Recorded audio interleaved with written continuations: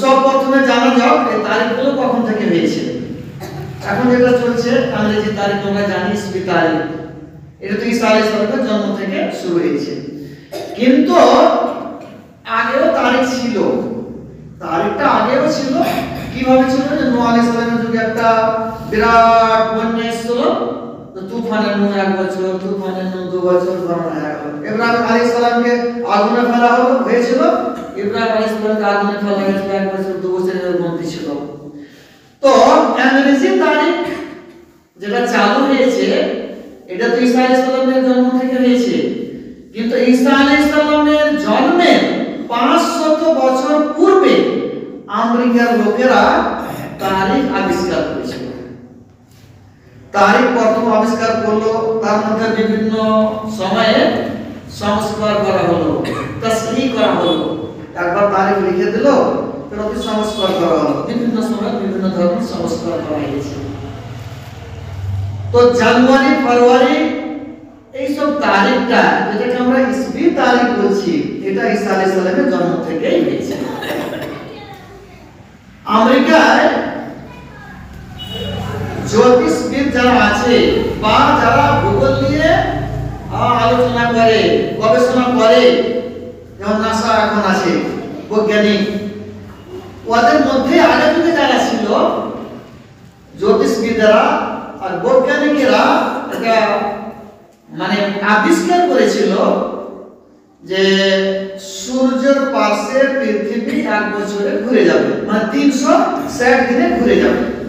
360 দিনে 1 চক্কর লাগিয়ে দেবে পৃথিবী, সূর্যের 1 চক্কর লাগিয়ে দেবে, তো 360 দিনে 1 বছর হচ্ছে।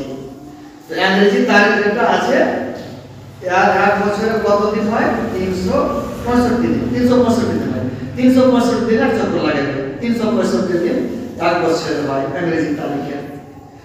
শুরুতে যখন তৈরি করা হলো এই তারিখটা, তো মার্চ মাস প্রথম ছিল বছরের প্রথম মাস ছিল মার্চ মাস, তাকে সংস্কার করা হয়েছে। আর গ্রিসদের দেবতা জানুর, ওই জানুর নামে নামকরণ করে জানুয়ারি মাসকে এই ইংরেজি তারিখের প্রথম মাস করা হয়েছে।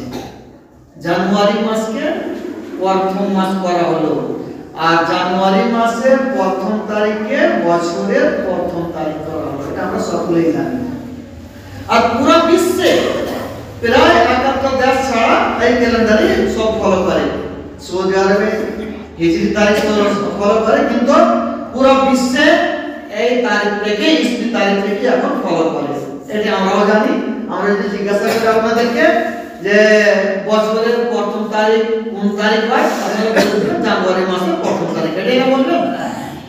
কিন্তু আসলে আমাদের এটা তারিখ নয়, আমাদের তারিখ এটা না। আল্লাহ তাআলা বলছে ইন্না ইদ্দাতাশ শুহুর ইনদাল্লাহ 12 শাহরান, মাসের গণনা আল্লাহর কাছে 12টা আছে।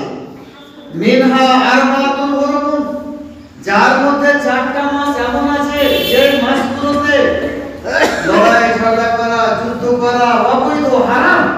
সে মাসগুলোতে যুদ্ধ করা চলবে না, লড়াই ঝগড়া করা চলবে না। সে মাসগুলো কি? যুলকাদা আর যুলহিজ্জা আর মুহররম আর রজব, এই 4টা মাস। তো এই যে 12টা মাস আল্লাহ যেদিন পৃথিবীকে সৃষ্টি করেছেন ওই থেকে আল্লাহ তাআলা এই মাসগুলোকে তৈরি করেছেন। কোন মাস এগুলা? এই আরবি মাস, আরবি ক্যালেন্ডারের মাস। আরবি ক্যালেন্ডারের মাসগুলো চালু হয় যেটা আল্লাহ সৃষ্টি করেছেন, সেটা হলো কি মুহররম থেকে শুরু, মানে মুহররম, সাফর, রবিউল আউয়াল, রবিউল সানি, জুমাদাল উলা, জুমাদাল সানি, রজব, শাবান, রমজান, শাওয়াল, যুলকাদা, যুলহিজ্জা। এই মাসটাকে আল্লাহ তাআলা সৃষ্টি করেছেন। এই মাসগুলোকে যখন আল্লাহ তাআলা জমিন আসমান সৃষ্টি করেছেন, পৃথিবীকে সৃষ্টি করেছেন, তখন থেকে এই মাসগুলো আছে, গণনা আছে। কিন্তু এই হিজরি, 1 হিজরি, 2 হিজরি, 3 হিজরি, 4 হিজরি এই গণনা ছিল না। আব্রাহাম বাদশাহ কাবা ভাঙতে এসেছিল, ভাঙতে পারল না, তারা সব ধ্বংস হয়ে গেল, আল্লাহ তাআলা ধ্বংস করে দিল। এটা বড় ঘটনা হলো। তো আমুল ফিল 1 বছর, আমুল ফিল 2 বছর গণনা শুরু হয়ে গেল। এই ধরনের গণনা বিভিন্ন সময়ে বিভিন্ন ধরনের ছিল, হিজরি গেলা ছিল না। রাসূলুল্লাহ সাল্লাল্লাহু আলাইহি ওয়াসাল্লাম মারা গেলেন, আবু বকর রাদিয়াল্লাহু তাআলা আনহু মারা গেলেন, আর উমর রাদিয়াল্লাহু তাআলা আনহু খলিফা। ওই যুগের ঘটনা ইমাম বুখারী একটা অধ্যায় কায়েম করেছেন, বাবু তারিখ মিন আইনা আরাফু তারিখ। সহিহ বুখারীর মধ্যে কিতাবুল মানাকিবের মধ্যে আছে যে তারিখটা কখন থেকে শুরু হলো। এই যে হিজরি তারিখ, এটা কখন থেকে শুরু হলো? তারিখ তো আগে থেকেই আছে, ইংরেজি তারিখ, ফাসলি তারিখ, অন্যান্য তারিখ তো আগে থেকেই আছে। এই ইংরেজি আরবি তারিখটা, যেটা আরবি ক্যালেন্ডার, এই তারিখটা কখন থেকে শুরু হলো, সাহাবায়ে কেরাম কখন থেকে চালু করলেন? তো হাদিস লিখেছেন সাহাল ইবনে সাদ আস-সাঈদী রাদিয়াল্লাহু তাআলা আনহু বর্ণনা করছেন যে রাসূলুল্লাহ সাল্লাল্লাহু আলাইহি ওয়াসাল্লামের জন্মদিন থেকে গণনা করলেন না, রাসূলুল্লাহ সাল্লাল্লাহু আলাইহি ওয়াসাল্লামকে নবুয়ত দেওয়া হয়েছিল তখন থেকে গণনা করলেন না, আর রাসূলুল্লাহ সাল্লাল্লাহু আলাইহি ওয়াসাল্লামের মৃত্যু থেকেও গণনা করলেন না। তারিখটা কখন থেকে গণনা করলেন? মিন বাগদাদ মিনাল মদিনা, মদিনা যখন এলেন রাসূলুল্লাহ সাল্লাল্লাহু আলাইহি ওয়াসাল্লাম তখন থেকে গণনা করলেন। কিভাবে? মুস্তাদরাক হাকিমের হাদিস থেকে যে উমর রাদিয়াল্লাহু তাআলা খলিফা, যেমন যে আমাদের প্রধানমন্ত্রী একটা ভারতে আছে, আর বিভিন্ন রাজ্যে গভর্নর আছে, মুখ্যমন্ত্রী আছে। উমর রাদিয়াল্লাহু তাআলা খলিফা, আর বিভিন্ন রাজ্যে গভর্নর ছিলেন, যিনার মধ্যে একজন হলেন আবু মুসা আশআরী রাদিয়াল্লাহু তাআলা। উনি এসে বলতে লাগলেন উমর রাদিয়াল্লাহু তাআলা আমাকে, দেখেন আপনি আমাদেরকে চিঠি লিখছেন বা আমরা আপনাকে চিঠি লিখছি, কোনো তারিখ থাকে না। শাবান, কোন শাবান? আগামী শাবান না গত শাবান? কোন শাবান? রমজান, কোন রমজান? আগামী না গত না 2 বছর আগের 2 বছর পরকার? থাকে না। আর অন্যান্য রাজা বাদশাহরা তাদের গভর্নর কাছে চিঠি লিখছে, তাদের তারিখ থাকছে, আমাদের একটা তারিখ করে দেন। তখন উমর রাদিয়াল্লাহু তাআলা সাহাবায়ে কেরামকে ডাকলেন, মিটিং ডাকলেন, পরামর্শ করলেন। সাহাবায়ে কেরামের মতামত হয়ে গেল সকলেরই যে তারিখ হওয়া চাই। দলিল কি তারিখ করবো? তো দলিল লাগবে। তো সাহাবায়ে কেরাম একটা আয়াত পেলেন, আল্লাহ তাআলা বলেছেন লামাসজিদুন উসসিসা আলা তাকওয়া মিন আউয়াল ইয়াউমিন, যে মসজিদের ভিত তাকওয়া পরহেজগারির উপর রাখা হয়েছে প্রথম দিন থেকে, আহাক্য ওই মসজিদ হক রাখে, ওই মসজিদ আপনি গিয়ে নামাজ পড়েন। এই যে মিন আউয়াল ইয়াউমিন আল্লাহ বললেন, আর সেই মসজিদটা মসজিদে কুবা, কেউ বলছে মসজিদে নববী। তো মসজিদে কুবাও হতে পারে, মসজিদে নববী হতে পারে, দুটারে ভিত তাকওয়া পরহেজগারির উপর রাখা হয়েছে। এখানে শব্দের মিন আউয়াল ইয়াউমিন, প্রথম দিন থেকেই তাকওয়া পরহেজগারির উপর ভিত রাখা হয়েছে। মানে প্রথম দিন, দ্বিতীয় দিন, তৃতীয় দিন, চতুর্থ দিন, পঞ্চম দিন, এর ভিত আছে শরীয়তে, তারিখ তৈরি করতে পারা যায়। দলিল হয়ে গেল, সমস্ত সাহাবায়ে কেরামের ইজমা রাখলো। আর কোন মাস থেকে শুরু হবে, কখন থেকে শুরু হবে? তো শুরু করা যাবে, কেউ বলছে রাসূলুল্লাহ সাল্লাল্লাহু আলাইহি ওয়াসাল্লামের মৃত্যু থেকে শুরু করতে হবে, কেউ বলছে জন্ম তারিখ থেকে শুরু করতে হবে। তো জন্ম তারিখ থেকে শুরু করা যাবে না, সাহাবায়ে কেরাম বলছেন না, জন্ম তারিখ থেকে শুরু করা যাবে না, মৃত্যু তারিখ থেকে শুরু করা যাবে না। জন্ম তারিখ থেকে শুরু করা যাবে না মানে কি জন্মদিন পালন করা যাবে না? শরীয়তে এগুলো নাই, এগুলো ইহুদি নাসারা খ্রিস্টানের তালিকা। তো কোন থেকে চালু করতে হবে? সাহাবায়ে কেরামের মধ্যে উমর, আলী যারা পরামর্শ দিলেন যে হিজরত থেকে চালু করা যাক, হিজরত থেকে চালু করে দিলেন। মক্কা থেকে মদিনা হিজরত করে এলো, তখন থেকে আকিদে গণনা করা যাবে। মাস কোনটাকে প্রথম করা যাবে, কোন মাসকে? কেউ বলছে শাবানকে করতে হবে, কেউ বলছে রমজানকে করতে হবে, বিভিন্ন পরামর্শ দিলেন। তো উমর রাদিয়াল্লাহু তাআলা বললেন যে রাসূলুল্লাহ সাল্লাল্লাহু আলাইহি ওয়াসাল্লাম হিজরতের ইচ্ছা করেছিলেন, ইরাদা করেছিলেন মুহররম মাসে। তো মুহররম মাসকে প্রথম করা যাবে, যে মুহররম মাসকে প্রথম করে হিজরি তারিখ চালু হয়ে গেল। তখন 17 হিজরি, রাসূলুল্লাহ সাল্লাল্লাহু আলাইহি ওয়াসাল্লাম 10 বছর মদিনাতে, আবু বকর 2 বছর, উমর রাদিয়াল্লাহু তাআলা 5 বছর হয়ে গেছে, 17 বছর হয়ে গেছে তখন হিজরত করা। আর 17 হিজরি গণনা হয়ে গেল, হিজরত হিজরি সাল চালু হয়ে গেল। এই যে চালু হয়ে গেল এই বছর, তারপরে উমর রাদিয়াল্লাহু তাআলা মারা গেলেন, উসমান মারা গেলেন, আবু আলী মারা গেলেন, সাহাবায়ে কেরামের 100 বছর জীবন শেষ হয়ে গেল, তাবেঈর যুগ শেষ হয়ে গেল, তাবেঈর যুগ শেষ হয়ে গেল। কোন সাহাবী, কোন তাবেঈ এই প্রথম দিন বছরের মানাইলেন না। মুহররমকে আমরা বছরের প্রথম দিন মানালাম, তার আগামী বছর প্রথম দিন মানাবো, কোন মানলেন না। তার মানে শরীয়তের বিধান নেই, মানা যাবে না প্রথম দিন, বছরের প্রথম দিন মানা যাবে না। একেবারে 400 হিজরির পর শিয়ারা চালু করলে, শিয়া যারা ওরা চালু করলে এই দিবসগুলো মানা, বছরের প্রথম দিবস ইসলামের মধ্যে চালু করলে তারা বার্থডে মানা, অমুক ডে ওরা চালু করলে শিয়ারা। তো যারা বার্থডে মানায়, যারা ইসলামকে মানে না, শিয়ারাকে মানে, ইহুদি নাসারা খ্রিস্টানদেরকে মানে, প্রথম দিন মানাটা মুসলমানের তারিখ হলে পদ্ধতি হয়। এটা হিজরি তারিখ হয়ে গেল। এবার আরেকটা আমাদের সামনে তারিখ আছে বাংলা তারিখ। এটা কখন থেকে চালু হলো? বাংলা তারিখ চালু হলো আকবর বাদশাহ যখন রাজা হলো, তো দিনে ইলাহি চালাচ্ছিল। দিনে ইলাহি মানে হিন্দু মুসলিম শিখ ইসাই সব বরাবর, আপনি পূজাও করেন, নামাজও পড়েন, আর স্ত্রী গেল অনেকটা মুসলিম ছিলেন। তার আপনি যদি এই রমজানের দিনে পানি খাজা আসমানে খুব ভালো, গায়ের পূজা করেন খুব ভালো, তো পূজাও করেন, নামাজও করেন, সব দিনে ইলাহি সব মিশ্রিত। ওইরকম দিন তারিখ ইলাহি চালু করলেন আকবর বাদশাহ। তারিখ ইলাহি কিভাবে? হিন্দুরা আকবর বাদশাহকে এসে অভিযোগ করলো যে আপনার যে তারিখ আছে হিজরি তারিখ, আর ইসাই আর ইহুদিকে তারিখ হলো ইসমি তারিখ, আমাদের কোনো তারিখ নেই, আমাদের একটা তারিখ প্রদান করে দেন। তো আকবর বাদশাহ সিংহাসনে বসেছিলেন, হিজরি ছিল 963 হিজরি, আর তখন 985 হিজরি হয়ে গেছিল। আকবর বাদশাহকে বলছি ওরা হিন্দু বাদশাহ, তো 985 বছর হিজরি মানে বাংলা ফাসলি তারিখ ইলাহি চালু করে দিল যে 985 বাংলা তারিখ ফাসলি তারিখ ইলাহি, এটা ফাসলি তো বাংলা তারিখ হয়ে গেছে।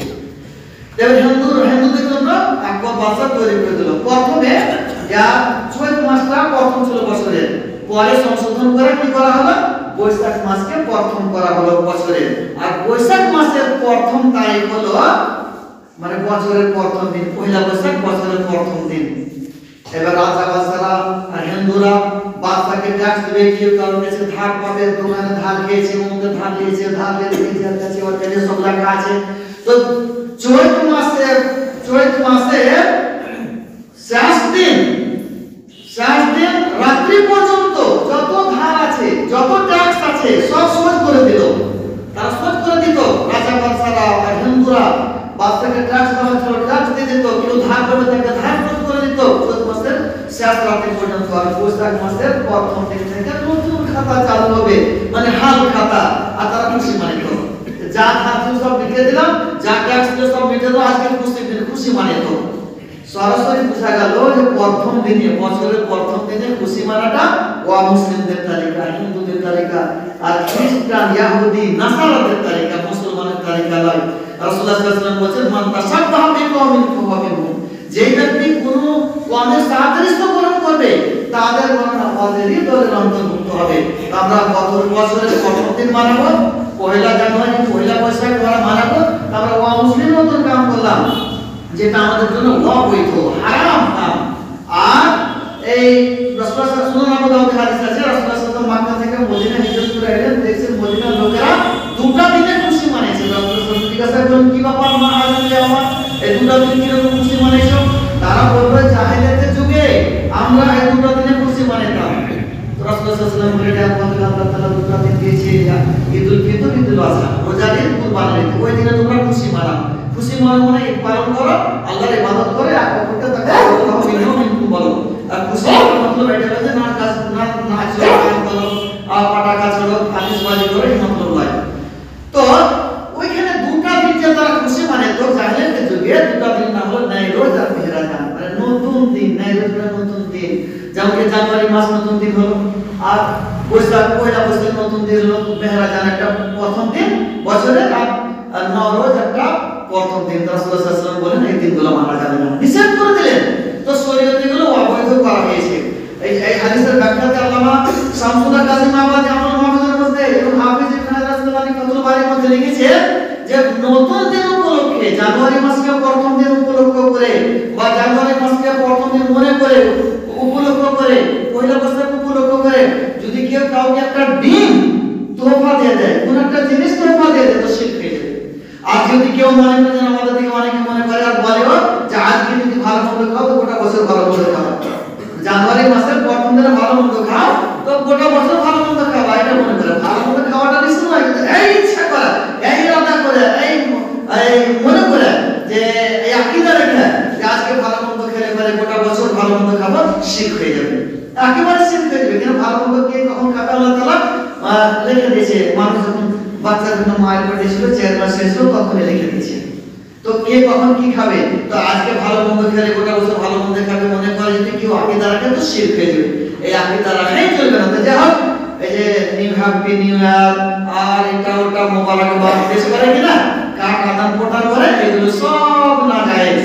তো নতুন বছর বলে শরীয়তে কোনো বিধান নেই, এগুলো মানা চলবে না শরীয়তে, এগুলো না জায়েজ, এগুলো অমুসলিমের কাম, ইহুদি নাসারা খ্রিস্টানদের কাম। আর রাসূলুল্লাহ সাল্লাল্লাহু আলাইহি ওয়াসাল্লাম মুসলিমান তাসাব্বাহা বিকাউমিন ফাহুয়া মিনহুম, যে ব্যক্তি কোন কওমের সাথে অনুসরণ করবে তাদের গণনাবাদেরই দলের অন্তর্ভুক্ত হবে হয়ে যাবে। তো আমাদেরকে এই নতুন দিনে পহেলা জানুয়ারি বা পহেলা বৈশাখ মানা বা উদযাপন করা থেকে বিরত থাকতে হবে, এটা শরীয়তে অবৈধ করা হয়েছে। যে হোক, আজকের প্রোগ্রাম এখান থেকে শেষ করা হয়েছে, 7:30 বেজে গেল, প্রোগ্রাম শেষ করা হচ্ছে। আপনাদের শুকরিয়া আদায় করছি আমি যে আপনারা এদের টাইম দিলেন, কোরআন হাদিসের কথা শুনলেন, যেগুলো শুনলেন এর উপরে আমল করবেন। আর যদি আপনাদের প্রশ্ন থাকে তাহলে নামাজের পরে বসবেন, আপনাদের প্রশ্নের উত্তর দেওয়া হবে। আমি শেষে দোয়া করি আল্লাহ তাআলা যেন আমাদেরকে কোরআন হাদিস বোঝার তৌফিক দেন এবং কোরআন হাদিসের উপরে আমল করার তৌফিক দেন। আমিন।